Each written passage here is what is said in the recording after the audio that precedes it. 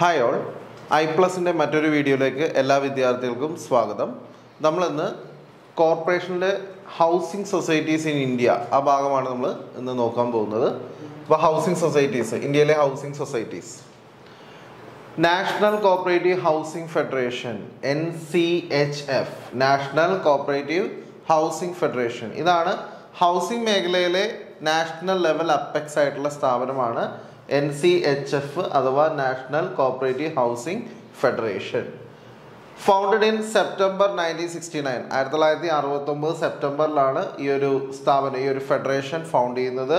ഇതിൻ്റെ head quarters എന്ന് പറയുന്നത് ന്യൂഡൽഹിയിലാണ്. ഹൗസ് ബെഡ്, നമ്മളുടെ കേരളത്തിലെ സ്റ്റേറ്റ് ലെവൽ ഹൗസിംഗ് മേഖലയിലുള്ള അപ്പെക്സ് സ്ഥാപനമാണ് ഹൗസ് ബെഡ്. ഹൗസ് ബെഡ് ഈ പറയുന്ന NCHFലേക്ക് അഫിലിയേറ്റഡ് ആണ്, അപ്പെക്സ് സൊസൈറ്റി ആയിട്ടുള്ള NCHFലേക്ക് അഫിലിയേറ്റഡ് ആണ്. അപ്പോൾ ഒന്നുകൂടെ പറയാം, NCHF national cooperative housing federation found ചെയ്തിരിക്കുന്നത് സെപ്റ്റംബർ 1969. ഹെഡ് ക്വാർട്ടേഴ്സ് ന്യൂഡൽഹിയിലാണ്. നമ്മുടെ സ്റ്റേറ്റ് ലെവൽ അപ്പെക്സ് ആയിട്ടുള്ള ഹൗസിംഗ് മേഖലയിൽ അപ്പെക്സ് ആയിട്ടുള്ള ഹൗസ് ബെഡ്, ആ ഹൗസ് ബെഡ് NCHFൽ അഫിലിയേറ്റഡ് ആണ്. ഓക്കെ, നെക്സ്റ്റ് അടുത്ത സ്ലൈഡിലേക്ക് പോവാം. ഹഡ്കോ ഹൗസിംഗ് മേഖലയിലുള്ള മറ്റൊരു കോർപ്പറേഷനാണ് ഈ പറയുന്ന ഹഡ്കോ എന്ന് പറയുന്നത്. അപ്പോൾ ഹൗസിംഗ് മേഖലയിലുള്ള വിവിധ സ്ഥാപനങ്ങളെ പറ്റി ചോദിക്കാറുണ്ട്. നമ്മൾ നേരത്തെ പറഞ്ഞ NCHF, ഹഡ്കോ ആയിക്കോട്ടെ, അതുപോലെ തന്നെ ബാങ്കിങ് സെക്ടറിലാണെങ്കിൽ NHB ചോദിക്കാറുണ്ട്. അപ്പോൾ അതൊക്കെ നന്നായിട്ട് ഭംഗിയായിട്ട് പഠിച്ചു വയ്ക്കുക. അപ്പോൾ ഹഡ്കോ ഹൗസിംഗ് ആൻഡ് അർബൻ ഡെവലപ്മെൻറ്റ് കോർപ്പറേഷനാണ്. അപ്പോൾ അതൊരു കോർപ്പറേഷനാണ്. ഹഡ്കോ എന്ന് പറയുന്നത് ഹൗസിംഗ് ആൻഡ് അർബൻ ഡെവലപ്മെൻറ്റ് കോർപ്പറേഷനാണ്.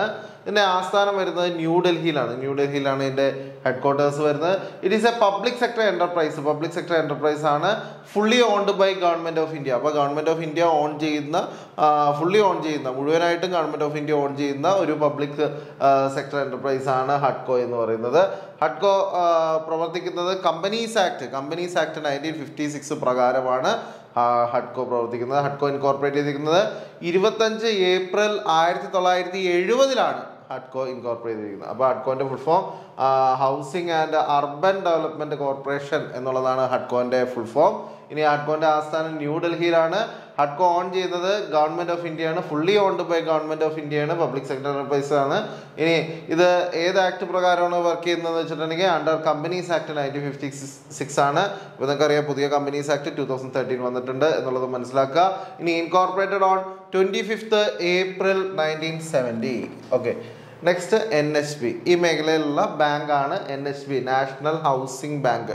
പല പരീക്ഷയ്ക്കും NHBയുടെ വന്ന ദിവസമൊക്കെ ചോദിക്കാറുണ്ട്, അതുപോലെ ആക്ട് ചോദിക്കാറുണ്ട്, അങ്ങനെയൊക്കെ ചോദിക്കാറുണ്ട്. അപ്പോൾ നിങ്ങൾ ഈ മേഖല നന്നായിട്ട് പഠിച്ചിട്ട് പോവുക പരീക്ഷയ്ക്ക്. അപ്പോൾ national housing bank apex level financial institution for housing. അപ്പോൾ ഫിനാൻഷ്യൽ ഇൻസ്റ്റിറ്റ്യൂഷനാണ്, കോർപ്പറേറ്റീവ് എൻ്റർപ്രൈസോ അല്ലെങ്കിൽ കോർപ്പറേറ്റീവ് സൊസൈറ്റിയോ അല്ല, ഫിനാൻഷ്യൽ ഇൻസ്റ്റിറ്റ്യൂഷൻ ആണ്, അത് മനസ്സിലാക്കുക. Apex level financial institution for housing ആണ്. ഹെഡ് ക്വാർട്ടേഴ്സ് ന്യൂഡൽഹിയിലാണ്. ഇത് രജിസ്റ്റർ ചെയ്ത് പലവട്ടം പരീക്ഷയ്ക്ക് ചോദിച്ചാണ്. ഇത് രജിസ്റ്റർ ചെയ്തിരിക്കുന്നത് 9 ജൂലൈ 1988. 9 ജൂലൈ 1988 രജിസ്റ്റർ ചെയ്തിരിക്കുന്നത്. അതുപോലെ NHBയുടെ ആക്ട് വന്നിരിക്കുന്നത് 1987. അപ്പോൾ രജിസ്റ്റർ ചെയ്യുന്നതിനേക്കും ഒരു വർഷം മുമ്പാണ് ആക്ട് വന്നിരിക്കുന്നത്. 1987 NHBയുടെ ആക്ട് വന്നിരിക്കുന്നത്. NHB രജിസ്റ്റർ ചെയ്തിരിക്കുന്നത് 9 ജൂലൈ 1988. ഇനി doctor C. Rangarajan committee recommended the setting up of national housing bank. അപ്പോൾ നാഷണൽ ഹൗസിംഗ് ബാങ്ക് സെറ്റപ്പ് ചെയ്യുന്നതുമായി ബന്ധപ്പെട്ടുള്ള റെക്കമെൻഡേഷൻ തന്നത് C. രംഗരാജൻ കമ്മിറ്റിയാണ്. ഇനി Awas Bharati is the publication of NHB. അപ്പോൾ NHBയുടെ പബ്ലിക്കേഷനാണ് ആവാസ് ഭാരതി. ഓക്കെ, അപ്പോൾ NHBയെ പറ്റി എന്തൊക്കെ പറഞ്ഞ ഈ സ്ലൈഡിൽ? NHBയുടെ full form national housing bank എന്നുള്ളതാണ് NHBയുടെ ഫുൾ ഫോം വരുന്നത്. NHB apex level financial institution for housing ആണ്. NHBയുടെ ഹെഡ് ക്വാർട്ടേഴ്സ് വരുന്നത് ന്യൂഡൽഹിയിലാണ്. ഇനി NHB രജിസ്റ്റർ ചെയ്യുന്നത് 9 ജൂലൈ 1988-ലാണ്. NHB ആക്ട് വന്നിരിക്കുന്നത് 1987-ലാണ്. ഈ NHBയുമായി ബന്ധപ്പെട്ട് NHBയുടെ ഫോർമേഷനുമായി ബന്ധപ്പെട്ടുള്ള റെക്കമെൻഡേഷൻ കൊണ്ടുവന്നത് ഏത് കമ്മിറ്റിയാണെന്ന് വെച്ചാൽ അത് ഡോക്ടർ സി രംഗരാജൻ കമ്മിറ്റിയാണ് ഇതിൻ്റെ റെക്കമെൻഡേഷൻ കൊണ്ടുവന്നിരിക്കുന്നത്. ഇനി NHB പബ്ലിഷ് ചെയ്യുന്നതാണ് ആവാസ് ഭാരതി എന്നുള്ളത് NHBയുടെ പബ്ലിക്കേഷനാണ്. ഓക്കെ, അടുത്ത സ്ലൈഡിലേക്ക് പോവാം. Established in 7th 5-year plan. അപ്പോൾ ഏത് പഞ്ചവത്സര പദ്ധതി കാലത്താണ് നാഷണൽ ഹൗസിംഗ് ബാങ്ക് എസ്റ്റാബ്ലിഷ് ചെയ്തതെന്ന് ചോദ്യം വരാം. ഏത് പഞ്ചവത്സര പദ്ധതി കാലത്താണ് നാഷണൽ ഹൗസിംഗ് ബാങ്ക് എസ്റ്റാബ്ലിഷ് ചെയ്തത്? ഏത് പഞ്ചവത്സര പദ്ധതി കാലത്താ? 7ാമത് പഞ്ചവത്സര പദ്ധതി കാലത്താണ്. അപ്പോൾ 7th 5-year പ്ലാനിലാണ് ഈ പറയുന്ന നാഷണൽ ഹൗസിംഗ് ബാങ്ക് എസ്റ്റാബ്ലിഷ് ചെയ്തത്. ഇനി നാഷണൽ ഹൗസിംഗ് ബാങ്കിനെ പറ്റി ആദ്യമായിട്ട് പരാമർശം വന്നത് 1987-88 യൂണിയൻ ബഡ്ജറ്റിലാണ് കേട്ടോ. അപ്പോൾ ആദ്യമായിട്ട് ഈ പറയുന്ന നാഷണൽ ഹൗസിംഗ് ബാങ്കിനെ പറ്റിയുള്ള പരാമർശം വന്നത് 1987-88 യൂണിയൻ ബഡ്ജറ്റിലാണ്. അത് നടന്നത് ആ വർഷത്തെ ബഡ്ജറ്റ് വന്നത് ഫെബ്രുവരി 28, 1987-ലാണ്. നമ്മുടെ ഇപ്പോഴും ഫെബ്രുവരി മാസമാണ് യൂണിയൻ ബഡ്ജറ്റ് വരുന്നത്, നിങ്ങൾക്ക് അറിയാവുന്നതാണ് അല്ലേ? അല്ലെങ്കിൽ മാർച്ച് മാസം ആദ്യത്തെ ആഴ്ചയാണ് യൂണിയൻ ബഡ്ജറ്റ് വരുന്നത്. അപ്പോൾ ഇവിടെ NHBയുമായി ബന്ധപ്പെട്ടുള്ള ആ ഒരു പ്രധാനപ്പെട്ട ഒരു ചോദ്യമാണ്, NHB ഏത് പഞ്ചവത്സര പദ്ധതി കാലത്താണ് വന്നത്? 7ാമത് പഞ്ചവത്സര പദ്ധതി കാലത്താണ് NHB വന്നത്. NHB ഏത് യൂണിയൻ ബഡ്ജറ്റിലാണ് ഉൾപ്പെടുത്തിയിരുന്നത്? NHBയെ പറ്റിയുള്ള പരാമർശങ്ങൾ 1987-88 കാലയളവിലെ യൂണിയൻ ബഡ്ജറ്റിലാണ് NHBയെ പറ്റിയുള്ള പരാമർശം ഉണ്ടായത്. ഇനി കേരളത്തിലേക്ക് വരുമ്പോൾ നമുക്ക് സ്റ്റേറ്റ് ലെവൽ ഹൗസിംഗ് മേഖലയിലെ അപ്പെക്സ് സ്ഥാപനമാണ് ഹൗസ്ഫെഡിന്റെ പൂർണ്ണരൂപം Kerala state cooperative housing federation. Kerala state cooperative housing federation എന്നുള്ളതാണ് ഹൗസ്ഫെഡിന്റെ ഫുൾ ഫോം വരുന്നത്.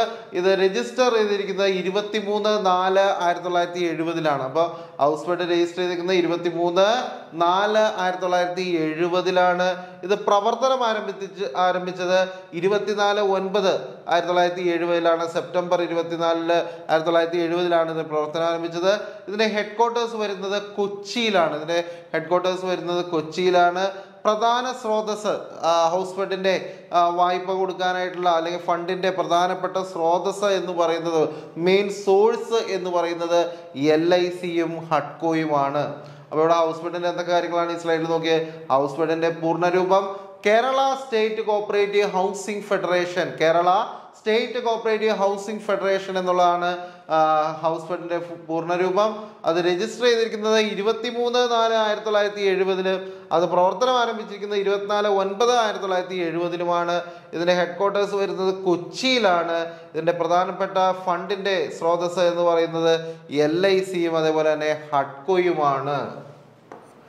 നെക്സ്റ്റ്, ഹൗസിംഗ് സൊസൈറ്റീസ് കേരളത്തിൽ പ്രവർത്തിക്കുന്നത് ഏത് ടയർ സംവിധാനത്തിലാണ് എന്ന് വെച്ചാൽ അത് 2 ടയർ സ്ട്രക്ചറിലാണ് പ്രവർത്തിക്കുന്നത്. അപ്പോൾ housing societies in Kerala are working under dash tyre structure എന്നൊരു ചോദ്യം വന്നാൽ അത് 2 ടയർ സ്ട്രക്ചറിലാണ് എന്നുള്ളത് ഓർത്തു വയ്ക്കുക.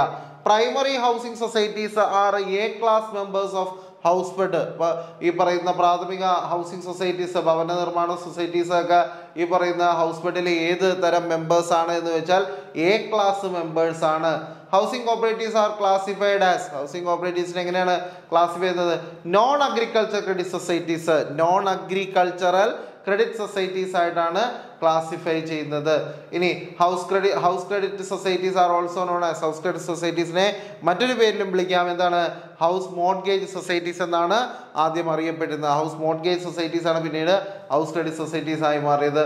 അപ്പോൾ നോക്കി ഇവിടെ ഹൗസിംഗ് സൊസൈറ്റീസ് ഏത് ടയർ സ്ട്രക്ചറിലാണ് എന്ന് വെച്ചാൽ 2 ടയർ സംവിധാനത്തിലാണ് പ്രവർത്തിക്കുന്നത്. സ്റ്റേറ്റ് ലെവലും അതേപോലെ പ്രൈമറി ലെവലുമായിട്ടാണ് പ്രവർത്തിക്കുന്നത് എന്ന് മനസ്സിലാക്കുക. ഇനി പ്രൈമറി ഹൗസിംഗ് സൊസൈറ്റീസിന് ഹൗസ്ഫെഡിൽ ഏത് തരം മെമ്പർഷിപ്പാണുള്ളതെന്ന് വെച്ചാൽ A class മെമ്പർഷിപ്പാണ് അവർക്ക് ഉള്ളത്. ഇനി ഹൗസിംഗ് സൊസൈറ്റീസ് സൊസൈറ്റികളിൽ ഏത് തരം സൊസൈറ്റിയായിട്ടാണ് തിരിക്കുക? അഗ്രികൾച്ചർ ആണോ നോൺ അഗ്രികൾച്ചർ ആണോ എന്ന് വെച്ചാൽ നോൺ അഗ്രികൾച്ചർ ക്രെഡിറ്റ് സൊസൈറ്റീസ് എന്ന ക്ലാസിഫിക്കേഷനിലാണ് വരുന്നത്. നോൺ അഗ്രികൾച്ചറൽ, അവിടെ കാർഷികപരമായിട്ടുള്ള കാര്യങ്ങളൊന്നും ഇല്ലാത്തതുകൊണ്ട് നോൺ അഗ്രികൾച്ചർ ക്രെഡിറ്റ് സൊസൈറ്റീസ് ആണ് എന്നുള്ളത് മനസ്സിലാക്കുക. ഇനി ഹൗസ് ക്രെഡിറ്റ് സൊസൈറ്റീസിനെ നമുക്ക് എങ്ങനെയും പറയാം? ഹൗസ് മോർട്ട്ഗേജ് സൊസൈറ്റീസ് എന്നും നമുക്ക് പറയാം. Next one, primary housing societies. ഏതെല്ലാം തരം പ്രൈമറി ഹൗസിംഗ് സൊസൈറ്റീസ് ആണ് നമുക്ക് നമ്മുടെ നാട്ടിൽ കാണാനായിട്ട് സാധിക്കുക നോക്കാം. Yes, first one cooperative building society. Cooperative building society, these are based on individual ownership. അപ്പൊ ശ്രദ്ധിക്കണം, അപ്പൊ ഈ പറയുന്ന ഇൻഡിവിജ്വൽ ഓണർഷിപ്പിന്റെ അടിസ്ഥാനത്തിലാണ് ഇവ പ്രവർത്തിക്കുന്നത്. ഇൻഡിവിജ്വൽ ഓണർഷിപ്പാണ്. ഇനി members build the house society gives only financial assistance. അപ്പൊ ഈ പറയുന്ന മെമ്പർമാരെ എന്ത് ചെയ്യുന്നു? മെമ്പറാണ് വീട് പണിയുന്നത്. അപ്പൊ മെമ്പറാണ് വീട് പണിയുന്നത്, സൊസൈറ്റി അതിന് വേണ്ട ഫിനാൻഷ്യൽ അസിസ്റ്റൻസ് അല്ലെങ്കിൽ വായ്പ കൊടുക്കുകയും മാത്രം ചെയ്യുന്ന തരത്തിലുള്ള സൊസൈറ്റിയാണ് കോപ്പറേറ്റീവ് ബിൽഡിംഗ് സൊസൈറ്റി എന്ന് പറയുന്നത്. അപ്പോൾ കോപ്പറേറ്റീവ് ബിൽഡിംഗ് സൊസൈറ്റിയെ സംബന്ധിച്ച് ആ വ്യക്തി ആരാണോ ആ വ്യക്തിയുടെ പേരിൽ തന്നെയാണ് അതിന്റെ ഓണർഷിപ്പ്. അദ്ദേഹം എന്താണ് വീട് പണിയുന്നു, സൊസൈറ്റി എന്ത് ചെയ്യുന്നു? വായ്പ കൊടുക്കുന്നു എന്നുള്ളത് മാത്രമാണ് അവിടെ ശ്രദ്ധിക്കേണ്ടത്. ഇനി കോപ്പറേറ്റീവ് ഹൗസ് ബിൽഡിംഗ് സൊസൈറ്റി, അവിടെ ഒരു പേര് മാറിയല്ലേ, കോപ്പറേറ്റീവ് ബിൽഡിംഗ് സൊസൈറ്റി എന്നുള്ളത് കോപ്പറേറ്റീവ് ഹൗസ് ബിൽഡിംഗ് സൊസൈറ്റി ആയി മാറി. എന്താണ് അവിടുത്തെ സവിശേഷത നോക്കാം. Yes, the assistance of construction of houses in accordance with the plan approved അല്ലെങ്കിൽ design approved by the society. ഇവിടെ സൊസൈറ്റി അപ്രൂവ് ചെയ്യുന്ന ഡിസൈനിൽ മാത്രമേ ഇൻഡിവിജ്വലിന് വീട് പണിയാനായിട്ട് സാധിക്കുള്ളൂ. അപ്പോൾ ഈ പറയുന്ന പ്ലാൻ അല്ലെങ്കിൽ ഡിസൈൻ എന്ന് പറയുന്നത് ആര് അപ്രൂവ് ചെയ്യണം? സൊസൈറ്റി അപ്രൂവ് ചെയ്യണം. In this type of society society build on behalf of member. അപ്പോൾ മെമ്പർക്ക് വേണ്ടിയിട്ട് വീട് പണിത് കൊടുക്കുന്ന ആരാണ്? സൊസൈറ്റിയാണ് വീട് പണിത് കൊടുക്കുന്നത്. അത്തരത്തിലുള്ള സൊസൈറ്റിയാണ് നമ്മൾ cooperative house building society. Cooperative house building society എന്ന് പറയുന്നത്. നമുക്ക് അടുത്ത സ്ലൈഡിലേക്ക് പോവാം. Yes, cooperative house construction society അടുത്താണ്, മൂന്നാമതാണ് cooperative house construction society. The society acquires land, ഇവിടെ സൊസൈറ്റി ഭൂമി മേടിക്കുന്നു. കൺസ്ട്രക്ട് ഹൗസസ്, സൊസൈറ്റി വീട് പണിയുന്നു. And allot them to the members, എന്നിട്ട് മെമ്പേഴ്സിന് അലോട്ട് ചെയ്യുന്നു. ഏത് വ്യവസ്ഥയിൽ? ഹയർ പർച്ചേസ് സിസ്റ്റം വ്യവസ്ഥയിലാണ് അലോട്ട് ചെയ്യുന്നത്. അപ്പോൾ കോപ്പറേറ്റീവ് ഹൗസ് കൺസ്ട്രക്ഷൻ സൊസൈറ്റിയിൽ എങ്ങനെയാണ്? സൊസൈറ്റി ഭൂമി അക്വയർ ചെയ്യുന്നു, സൊസൈറ്റി വീട് വയ്ക്കുന്നു, സൊസൈറ്റി എന്നിട്ട് മെമ്പർമാർക്ക് ഹയർ പർച്ചേസ് സിസ്റ്റത്തിലേക്ക് കൊടുക്കുന്നു. അപ്പോൾ ഈ ഹയർ പർച്ചേസ് സംവിധാനത്തിന്റെ പ്രത്യേകത എന്ന് പറയുന്നത് ഇൻസ്റ്റാൾമെന്റ് വ്യവസ്ഥയിലാണ് ഒരു കടം നമ്മൾ അടച്ചു തീർക്കുന്നത്. ഇൻസ്റ്റാൾമെന്റ് വ്യവസ്ഥയിൽ കടം അടച്ചു തീർക്കുന്ന സംവിധാനത്തെയാണ് നമ്മൾ ഹയർ പർച്ചേസ് സിസ്റ്റം എന്ന് പറയുന്നത്. അപ്പോൾ നമ്മളൊരു എന്തെങ്കിലും മെഷീനറി ഒക്കെ മേടിക്കുകയാണെങ്കിൽ അല്ലെങ്കിൽ ഒരു വാഹനമൊക്കെ മേടിക്കുകയാണെന്നുണ്ടെങ്കിൽ ഒരു 10 ഇൻസ്റ്റാൾമെന്റോ 15 ഇൻസ്റ്റാൾമെന്റോ വഴി നമ്മൾ അടച്ചു തീർക്കുന്നതിനെയാണ് നമ്മൾ ഹയർ പർച്ചേസ് ഇൻസ്റ്റാൾമെന്റ് സിസ്റ്റം എന്ന് പറയുന്നത്. അപ്പോൾ ഈ ഒരു ഹയർ പർച്ചേസ് ഇൻസ്റ്റാൾമെന്റ് സിസ്റ്റത്തിന് ഒരു പ്രത്യേകതയുണ്ട്. അവസാനത്തെ ഇൻസ്റ്റാൾമെന്റ് അടക്കുന്ന സമയത്ത് ആ വസ്തുവിന്റെ ടൈറ്റിൽ അല്ലെങ്കിൽ അതിന്റെ ഉടമസ്ഥാവകാശം എന്താണ്? ആ പറയുന്ന ആളിലേക്ക് മാറും. അപ്പൊ ഞാനാണ് ഇപ്പോൾ ഒരു വാഹനം എടുക്കുന്ന ഹയർ പർച്ചേസ് സിസ്റ്റത്തിലാണ് എങ്കിൽ 10 അടവാണുള്ളെങ്കിൽ 10ാമത്തെ അടവ് അടക്കുന്ന സമയത്ത് ആ വാഹനം എൻ്റെ പേരിലേക്ക് മാറ്റിത്തരും. ആ ഒരു സിസ്റ്റമാണ് ഹയർ പർച്ചേസ് സിസ്റ്റം. അപ്പൊ ഇവിടെ ഹയർ പർച്ചേസ് സിസ്റ്റത്തിൽ ഈ പറയുന്ന സൊസൈറ്റി ഭൂമി അക്വയർ ചെയ്തു, സൊസൈറ്റി ഭൂമിയിൽ വീട് വയ്ക്കുന്നു. അത് കഴിഞ്ഞതിന് ശേഷം ഹയർ പർച്ചേസ് സിസ്റ്റത്തിൽ ഇത്ര ഇൻസ്റ്റാൾമെന്റ് അടച്ചു കഴിഞ്ഞതിന് ശേഷം മെമ്പറിലേക്ക് ഈ പറയുന്ന വീടും ആ സ്ഥലവും മെമ്പറിലേക്ക് അയാളുടെ ഓണർഷിപ്പിലേക്ക് മാറുന്നു. അങ്ങനെയുള്ള ഒരു വ്യവസ്ഥയാണ് കോപ്പറേറ്റീവ് ഹൗസ് കൺസ്ട്രക്ഷൻ സൊസൈറ്റിയിൽ ചെയ്യുന്നത്. Next one tenancy housing society. Tenancy ആ വാക്കാണ്ട തന്നെ അറിയാം, ടെനൻസി ആണ് അല്ലെ. The society owns the site, ഇവിടെ സൊസൈറ്റിയുടെ സ്വന്തം ഭൂമി, സൊസൈറ്റി ഓൺ ചെയ്യുന്ന ഭൂമി. കൺസ്ട്രക്ട് സൊസൈറ്റി തന്നെ വീട് വയ്ക്കുന്നു. According to the type design and എന്താണ് ഈ പറയുന്ന സൊസൈറ്റി അനുവദിച്ചിരിക്കുന്ന ഡിസൈൻ പ്രകാരം വീട് വയ്ക്കുന്നു. എന്നിട്ട് റെന്റ് ഔട്ട് ചെയ്യുന്നു, വാടകയ്ക്ക് കൊടുക്കുന്നു. അവിടെ മെമ്പർക്ക് സൊസൈറ്റി വാടകയ്ക്കാണ് കൊടുക്കുന്നത് എന്നുള്ളത് മനസ്സിലാക്കുക. The relation between the society and member, ഇവിടെ സൊസൈറ്റിയും മെമ്പറും തമ്മിലുള്ള ബന്ധം എന്ന് പറയുന്നത് ഹൗസ് ഓണറും ടെനന്റും എന്ന് പറഞ്ഞിട്ടുണ്ടെങ്കിൽ ആ പറയുന്ന വീടിന്റെ ഉടമസ്ഥനും വാടകക്കാരനുമായിട്ടുള്ള ബന്ധമാണ് ഈ പറയുന്ന സൊസൈറ്റിയിൽ ഉണ്ടാവുക, ടെനൻസി ഹൗസിംഗ് സൊസൈറ്റി. അപ്പോൾ ടെനൻസി ഹൗസിംഗ് സൊസൈറ്റിയിൽ സൊസൈറ്റിയുടെ ഭൂമി, സൊസൈറ്റി വീട് വയ്ക്കുന്നു, സൊസൈറ്റി പറഞ്ഞിരിക്കുന്ന പ്ലാനിൽ അല്ലെ ഡിസൈനിൽ വീട് വയ്ക്കുന്നു. എന്നിട്ട് അംഗത്തിന് അത് വാടകയ്ക്ക് കൊടുക്കുന്നു.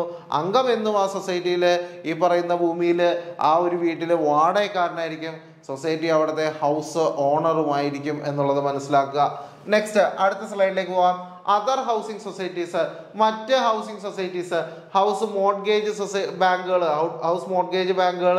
സച്ച് സൊസൈറ്റീസ് പ്രധാനമായിട്ട് അവർക്ക് റിപ്പയറുകൾ, വീടുകൾ റിപ്പയർ ചെയ്യുക, അല്ലെങ്കിൽ വീട്ടിലൊരു എക്സ്റ്റൻഷൻ കൂട്ടിയെടുക്കുക, ഒരു മുറി കൂട്ടിയെടുക്കുക, റീമോഡൽ ചെയ്യുക, പഴയ വീട് പുതുക്കി പണിയുക. അപ്പോൾ അങ്ങനെയുള്ള കാര്യങ്ങൾക്കൊക്കെയാണ് നമ്മൾ അതർ ഹൗസിംഗ് സൊസൈറ്റീസ് വരുന്നത് എന്നുള്ളത് മനസ്സിലാക്കുക. അപ്പോൾ നമ്മളിവിടെ വിവിധ രീതിയിലുള്ള സൊസൈറ്റീസ്, ഹൗസിംഗ് സൊസൈറ്റീസ് നമ്മൾ നോക്കി. അതിൽ ആദ്യത്തെ നമ്മൾ നോക്കിയത് ഹൗസ് ബിൽഡിംഗ് സൊസൈറ്റിയാണ്. പിന്നെ നോക്കിയത് house cooperative house building society, cooperative building society, cooperative house building society, പിന്നെ നോക്കിയത് കോപ്പറേറ്റീവ് ഹൗസ് കൺസ്ട്രക്ഷൻ സൊസൈറ്റി, പിന്നെ നോക്കിയത് ടെനൻസി ഹൗസിംഗ് സൊസൈറ്റി, പിന്നെ നോക്കിയത് അതർ ഹൗസിംഗ് സൊസൈറ്റി. അപ്പോൾ ഹൗസിംഗ് സൊസൈറ്റിയുമായിട്ട് ബന്ധപ്പെട്ടുള്ള എല്ലാ കാര്യങ്ങളും വിശദമായി മനസ്സിലായി എന്ന് വിചാരിക്കുന്നു. മറ്റൊരു ക്ലാസ്സുമായി കാണാം. Thank you.